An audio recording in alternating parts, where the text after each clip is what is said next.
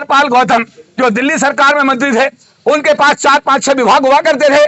पहले उनसे जल बोर्ड का विभाग छीना गया, फिर उनके साथ में समझे निभाता वेलफेयर का विभाग छीना गया, अब उनके पास आज SC/ST का विभाग। केजरीवाल ने हमारे समाज के इस मंत्री का जबरन इस्तीफा लिया, जबकि उसको कहता है कि मैं अम्बेडकरवादी हूं, मैं अम्बेडकर को मानता हूं। अगर अम्बेडकर को मानता तो अम्बेडकर की 22 प्रतिक्रियाओं क्यों नहीं मानता?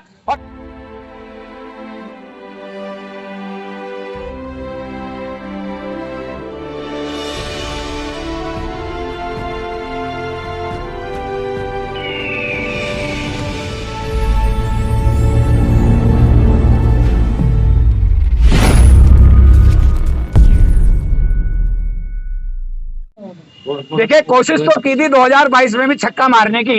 राष्ट्रीय अध्यक्ष हमारे जयंत चौधरी साहब ने बड़ी मेहनत की और हमारे गठबंधन ने बड़ी मेहनत की, लेकिन उत्तर प्रदेश में जो छक्का नहीं लगा।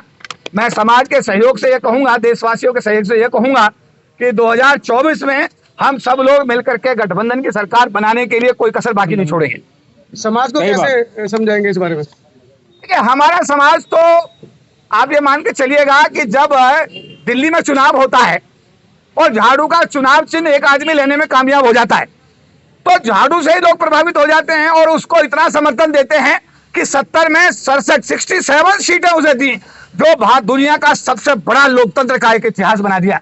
लेकिन जब उस आदमी को कुछ देने का नंबर आया तो उसने 3 राज्यसभा के MP बनाए दिल्ली से, और 3 में उसने 2 अपनी बिरादरी के बंदिये बना दिए और एक उसने जो है ठाकुर बना दिया संजय सिंह को। ना उसे कोई ऑटो वाला याद आया, ना उसे कोई वाल्मीकि याद आया, ना उसे कोई रेगड़ याद आया, ना उसे कोई जाटव याद आया, ना उसे मुस्लिम याद आया, ना उसे यादव याद आया, ना उसे OBC याद आया। उसके बाद में फिर उसने, जब हमने उससे कहा कि भाई आप SC आयोग तो बनाओ दिल्ली में, उसने पिछले 8-10 साल सरकार चलाते हो गए उस आदमी को, उसने SC समाज का SC का आयोग और ST का आयोग भी आज तक नहीं बनाया। उसके बाद फिर उसने एक बार फिर समाज के सामने एक और पासा फेंक दिया कि बाबा साहब की और उनकी भगत सिंह जी की फोटो जो है वो पंजाब में लगेगी सब में। समाज फिर 30% समाज था पंजाब का, फिर वो चक्कर में आ गया और उसने फिर क्या किया, फिर वोट दे दी। और जब पंजाब में सरकार बनी तो उसने एक बेवड़े आदमी को, जो लोकसभा में दारू पी करके कई बार निकाला गया, उस आदमी को उस प्रदेश का मुख्यमंत्री बना दिया। ना उसे कोई SC ध्यान आया, ना उसे ST ध्यान आया, ना OBC आया, ना उसे माइनॉरिटी याद आया। उसके बाद एक मौका आया कि उसको कहा गया राज्यसभा में 4 MP भेजने का, उसके पास पंजाब से मौका आया, 5 आदमी भेजने का मौका आया और 5 में ना उसे कोई वाल्मीकि नजर आया, ना ऑटो नजर आया, ऑटो वाला नजर आया, ना OBC आया, ना माइनॉरिटी, 5 के 5। और एक तो उसने 20-25-30 साल का लड़का, जो राघव चड्ढा नाम का लड़का, जो 25-30 साल का, उसे राज्यसभा का MP बना दिया। इसका मतलब वोट हमारी और राज तुम्हारा अभी तो चल रहा है। तो समाज को अब एक और मौका आया। राजेंद्र पाल गौतम जो दिल्ली सरकार में मंत्री थे, उनके पास 4-5-6 विभाग हुआ करते थे। पहले उनसे जल बोर्ड का विभाग छीना गया, फिर उनके साथ में समझे निभाता वेलफेयर का विभाग छीना गया, अब उनके पास आज SC/ST का विभाग लास्ट में बचा था।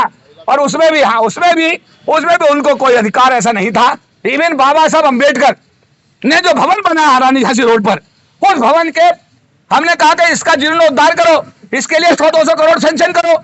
लेकिन भाई साहब राजेंद्र पाल गौतम जी भी उस बाबा साहब के भवन के लिए 2 रुपए नहीं सेंक्शन कर पाए। इसका मतलब उनकी कितनी चल रही थी ये तो वो जाने। अभी 22 प्रतिज्ञाओं का मसला आया, बाबा साहब के जो पौत्र हैं वो 22 प्रतिज्ञाएं दे रहे थे अभी 5 अक्टूबर को अम्बेडकर भवन पे, और वो भी उसका उच्चारण कर रहे थे।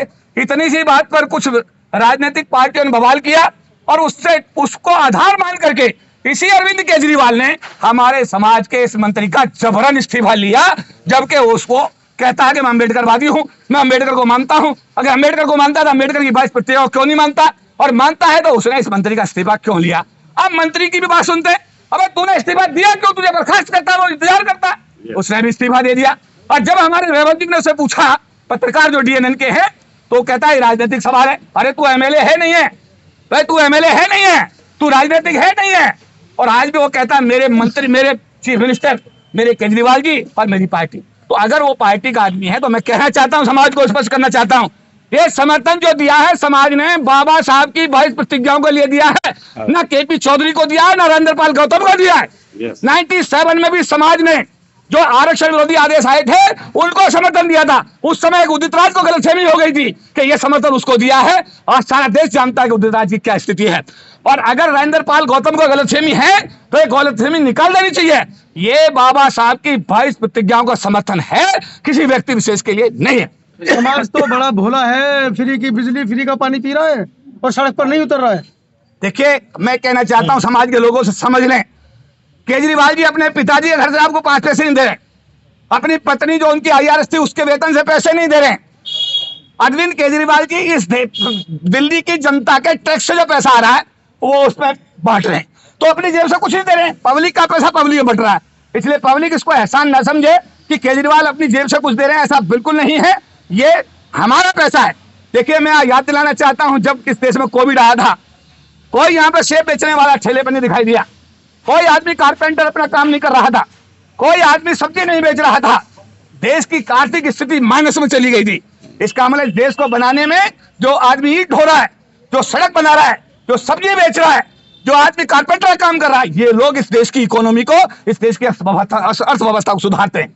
इस देश को बनाने में इन लोगों का योगदान है। अगर ऐसा ना होता, जब सब घरों में बंद रहे 2 महीने, तो उस दौरान कहां गया देश का अर्थव्यवस्था, क्या हुई, आप सबने देखा, हमने देखा।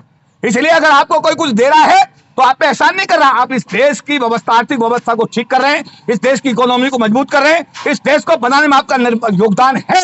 इसलिए अगर आपको कुछ दिया भी जा रहा है तो आप पे एहसान नहीं, वो आप ही का अपना पैसा है। लाखों लोगों का संगठन का आप प्रतिनिधित्व कर रहे हैं और बहुजन राजनीति में एक कहीं ना कहीं बड़ी जो राजनीतिक हलचल है वो दिखाई दे रही है। कैसे समाज को इससे उबारने का काम करेंगे?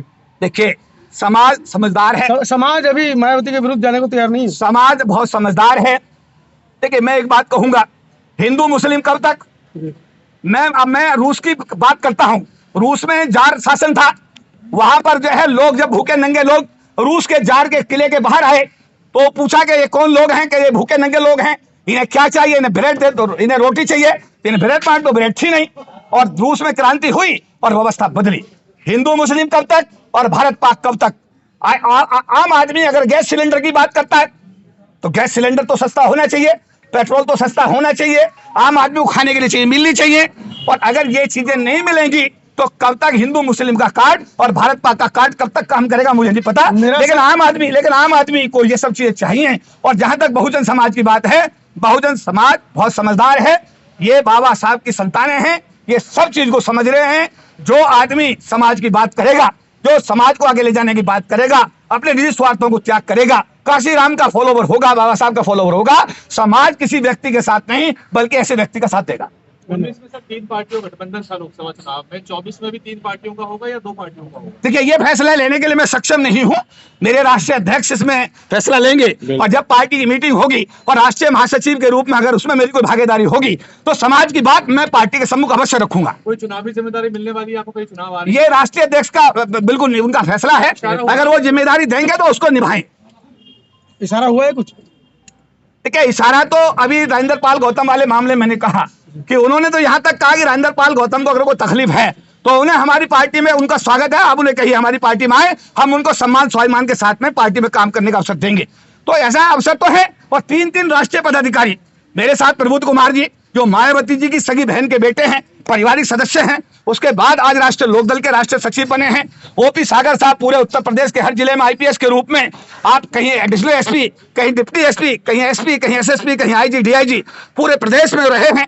तो ऐसे समाज के जो प्रबुद्ध लोग हैं, आज इनका तो नाम ही प्रबुद्ध कुमार है, तो और हम दोनों भी इन्हीं के फॉलोवर है प्रबुद्ध जी के। तो हम कहने का मतलब ये है कि हम सब लोग मिलकर के पार्टी को मजबूत करेंगे और समाज के साथ में सम्मान स्वाभिमान का वातावरण पैदा करने की हर संभव कोशिश करेंगे।